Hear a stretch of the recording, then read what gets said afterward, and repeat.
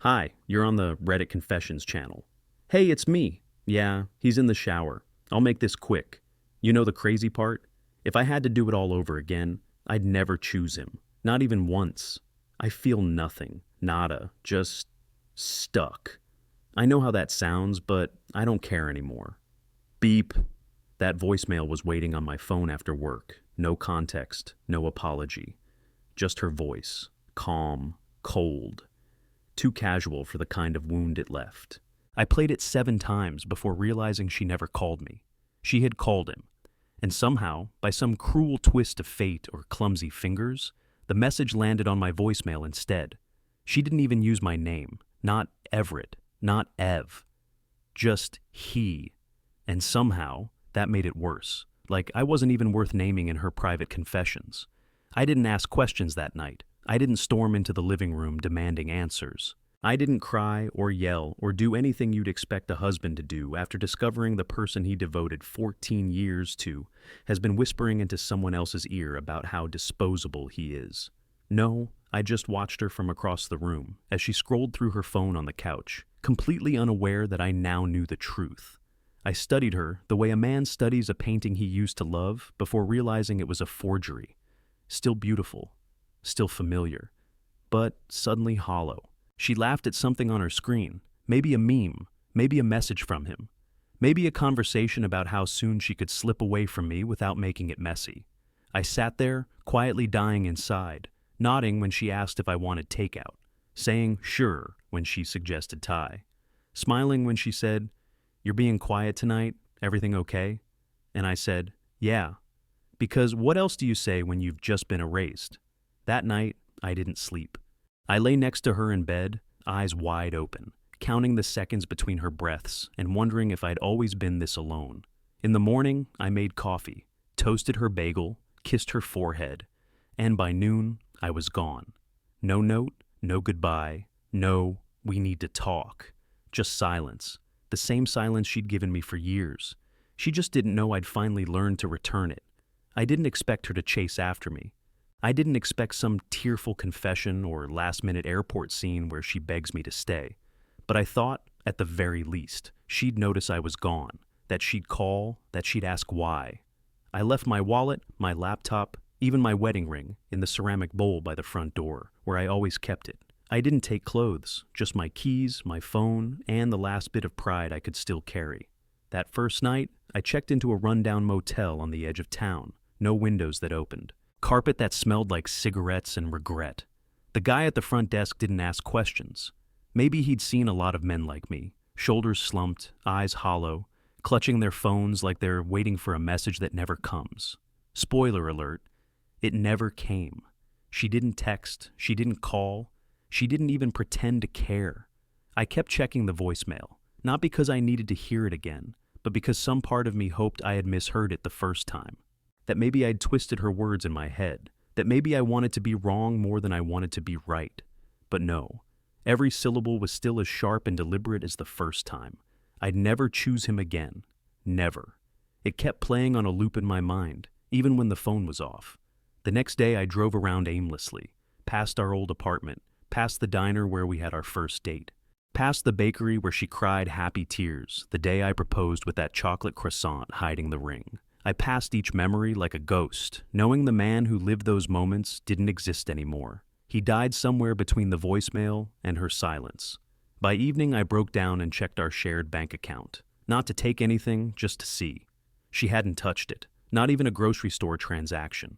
But what caught my eye was the Venmo log. She had sent someone money. A name I didn't recognize. The caption was just a fire emoji and a wine glass. Cute, charming, casual. I didn't know whether to laugh or throw my phone across the room. I chose neither. I just sat there staring at the screen, realizing how quickly she had moved on, how easily, and how I, the man who had memorized her Starbucks order and rubbed her feet every night for years, had become nothing more than an inconvenience she was done managing. That night, I didn't eat. I stared at a plastic-wrapped sandwich from the vending machine until the lights in the motel room flickered and went out for exactly 11 seconds. That 11 seconds of darkness, I swear it felt more honest than anything I'd felt in years.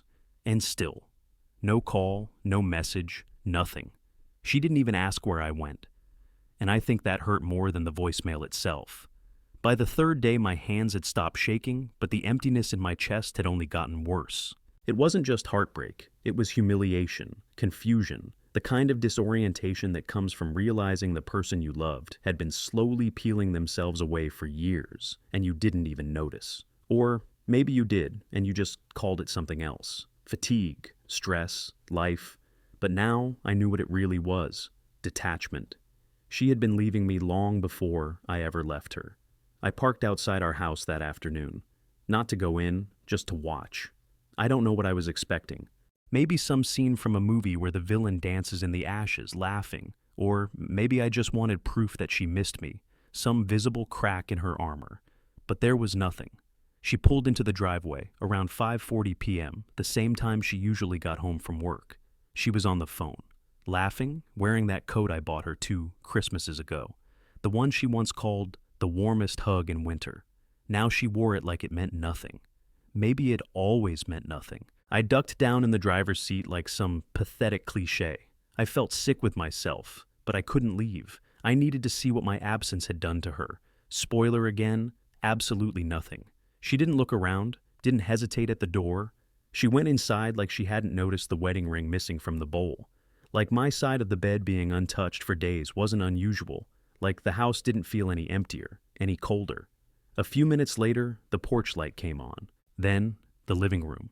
Then the soft flicker of the TV through the curtains. My chest tightened when I saw her silhouette pass by the window, wine glass in hand, her body moving to some rhythm I couldn't hear. And then, another shadow. A second figure moving in the room, male, taller than her, wearing a jacket I didn't recognize. I froze. At first I told myself it was her brother, a coworker, a neighbor. But no one brings wine glasses into the living room with a brother. No one dances slowly with a neighbor when they think they're alone. No one turns out the lights like that with a coworker. I didn't stay long enough to see more. I drove away so fast I nearly clipped a mailbox. My fingers dug into the steering wheel like I was trying to hold myself together by force. I don't know how I didn't cry. Maybe I was all out. Or maybe the shock numbed me too quickly to feel it. The motel room felt colder than ever that night. I left the TV on just for the sound of voices. Any voices. I didn't care what they said. I just needed to drown out her voicemail, her laugh, that second shadow. I didn't sleep. I just laid there, staring at the ceiling, counting the slow drip of water from the bathroom sink, like it was a clock ticking towards some invisible deadline. I kept asking myself the same question over and over again. When did she stop loving me? And why was I the last person to find out? I don't know what I was expecting when I finally returned to the house. Maybe a confrontation. Maybe silence. But I didn't expect it to feel so unfamiliar. Like I'd stepped into someone else's home, a place where I was no longer written into the story. I had only been gone 4 days, but everything felt subtly rearranged, like she had exhaled and filled the space I left behind without a single breath of hesitation. I opened the front door slowly. The lock clicked too easily under my key, like it hadn't noticed I'd left. The air inside was warm, scented with vanilla candles I didn't recognize. Not the ones I used to buy her. No, these were more expensive, subtle, curated. The kind of scent you light when you want someone to think you've always been this put together. The coffee table had a new book on it. The couch throw was different.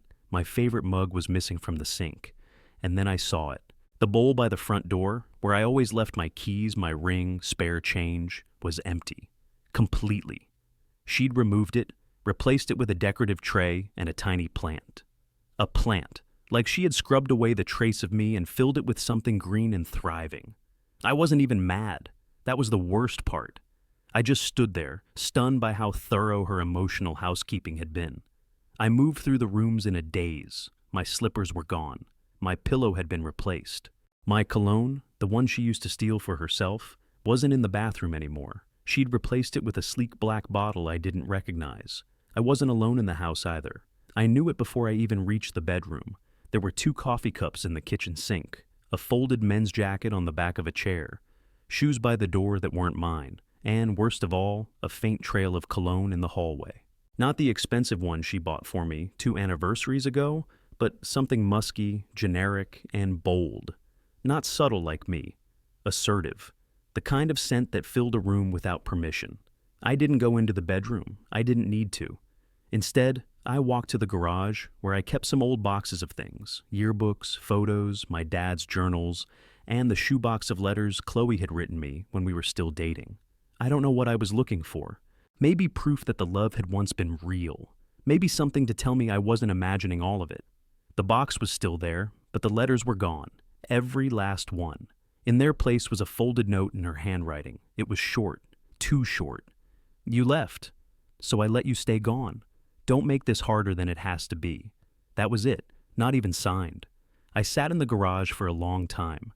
I don't know how long. I didn't cry. I didn't scream.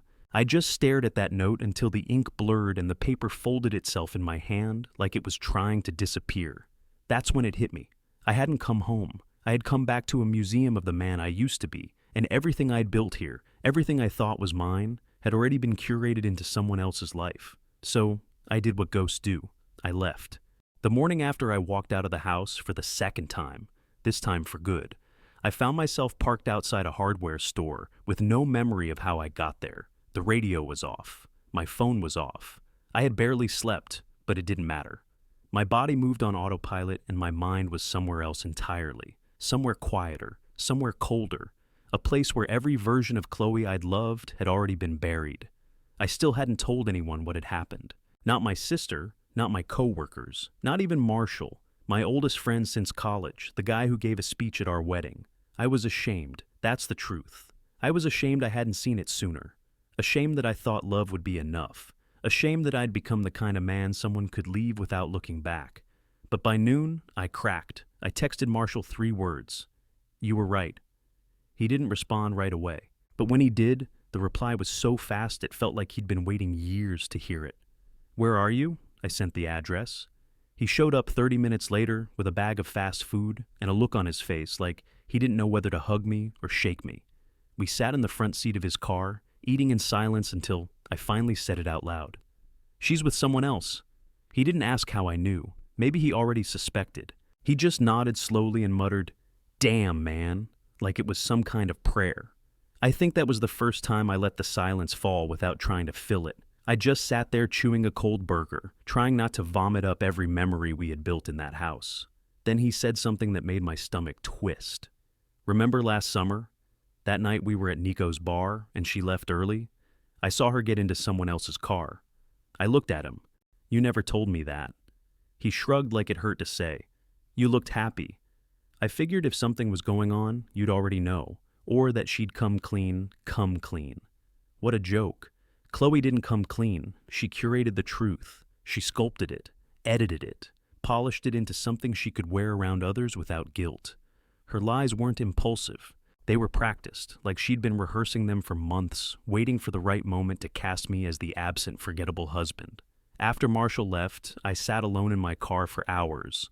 At one point, I pulled out my phone, opened our old photo album, and just stared. There was this picture of us in Lake Tahoe, her head on my chest, both of us smiling like the world couldn't touch us. I remembered that day so clearly. She was cold, and I wrapped my jacket around her. She whispered, "I feel so safe with you." That memory used to warm me. Now it felt staged, like she'd said those words not because they were true, but because they were easy. Eventually, I drove to the motel again. The front desk clerk didn't even look surprised to see me. Maybe men like me were common there, guys with ringless fingers and too much silence in their eyes. I checked into a different room. I couldn't bear to stay in the same one again. That night, I lay on a bed that wasn't mine, in a place that wasn't home, thinking about a woman who no longer existed. And I realized something terrifying. I wasn't grieving the loss of my wife. I was grieving the loss of an illusion. 3 days after Marshall's visit, I returned to the house, not out of hope, but necessity. I still had to collect some legal documents and a few old tax files that were in the upstairs closet. I told myself it was just paperwork, just signatures.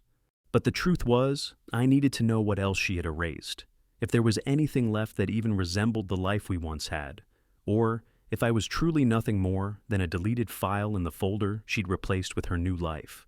I parked down the street and walked the rest of the way. Her car was there, alone this time, no second vehicle. The porch light was off, blinds half closed. It looked like a place that had been wiped clean of warmth. I used my key, still worked, and stepped inside to a silence so heavy it felt staged. Everything was unnaturally tidy. That was the first thing I noticed. I had always been the cleaner one in the relationship. I used to joke that if I died, she'd be buried under a pile of unopened mail and coffee cups. But now, the place looked like a model home. Magazine perfect, cold, impersonal. Like she was trying to impress someone. I went straight upstairs, careful not to look at the hallway mirror, knowing I wouldn't recognize the man in it anymore. In the closet, I found the files neatly stacked in a labeled folder. She had prepared them for me. That alone made my stomach turn. She hadn't reached out, hadn't asked if I was okay, but she had organized tax returns like it was a polite transaction. And that's when I saw it.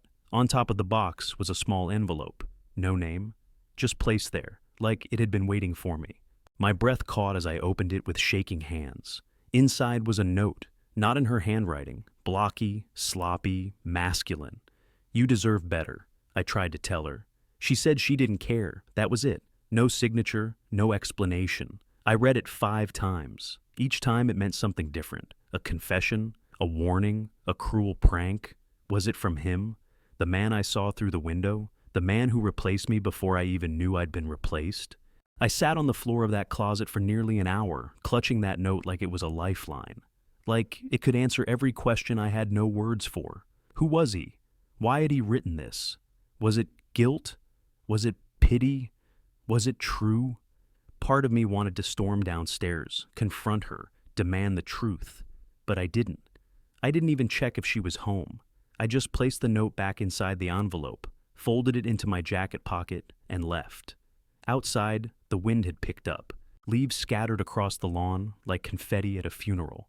I walked back to my car and sat there for what felt like forever, staring at the house I once called mine. And then, for the first time in days, I smiled. Not because anything was okay, but because I finally understood what she was too cowardly to say. It wasn't just that she didn't love me anymore. It was that she never really did. I wasn't planning on reading her messages. I want to be clear about that. I never snooped during our marriage, never dug through her phone, never installed trackers or checked her laptop history. I thought trust was sacred, but now, sitting alone in that empty motel room with nothing but time, I realized how much of my life had been built on blind faith in someone who never deserved it. It happened by accident, or maybe by fate. I had synced our iCloud accounts years ago when she kept losing her calendar invites. We forgot to unsync them. I'd never thought about it again, until my phone buzzed with a familiar name. Not hers, his. The message was short, cold. "You told me he was gone for good." My chest tightened, my hands trembled, hovering over the screen as I saw 3 more messages appear in rapid succession. "I didn't sign up for this. If you're not serious about us, I'm done. He's a ghost, not a corpse." I sat there in silence, heart pounding, every word slicing through me. It wasn't the betrayal that stung the most. It was the clarity. The way they talked about me like I was a disposable obstacle. Not a man, not a husband, a problem she hadn't solved yet. I scrolled upward, eyes scanning thread after thread of chats I was never meant to see. They joked about me, about how boring I was, how predictable. She sent him screenshots of my pathetic texts from earlier this year, ones where I told her I missed her, that I was proud of her, that I hoped she was sleeping okay during her business trip. He replied with emojis, she replied with laughter. There were photos, some from our house, some from hotels, her in lingerie I never saw, her in my hoodie in our bed, posing for him, as if she wanted to wear my life while handing it to someone else. And in between the photos and messages, one line stood out, a single sentence she sent a week before I left. "He'll figure it out eventually, but I just need a little more time." That was the moment I knew she had never planned to come clean, never intended to apologize.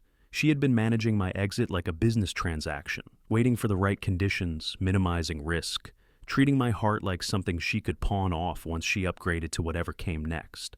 I felt physically sick. I threw the phone onto the bed, stood up, and paced the room like a caged animal. My thoughts were a storm. Not because I wanted revenge, no, that wasn't me, but because I couldn't believe I ever called this woman my wife.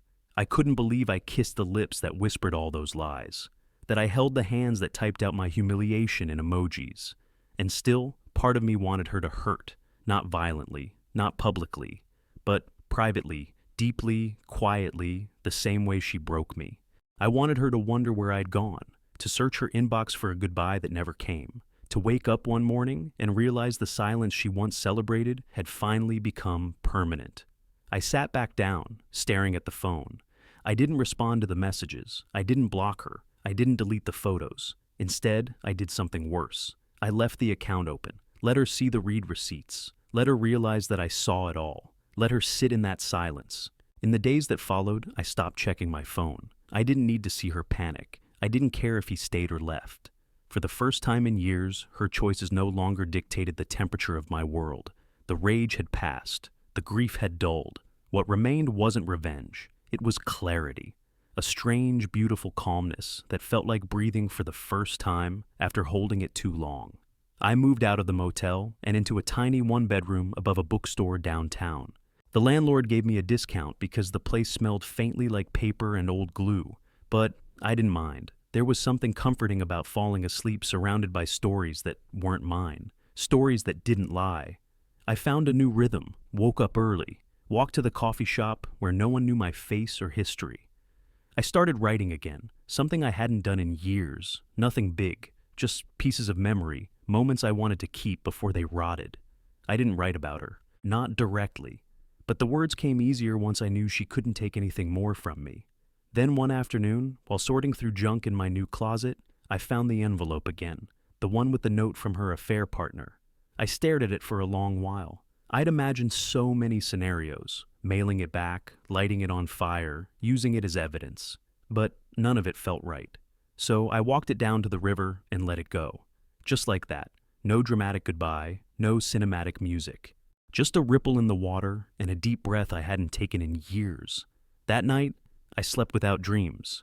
And the next morning, I smiled.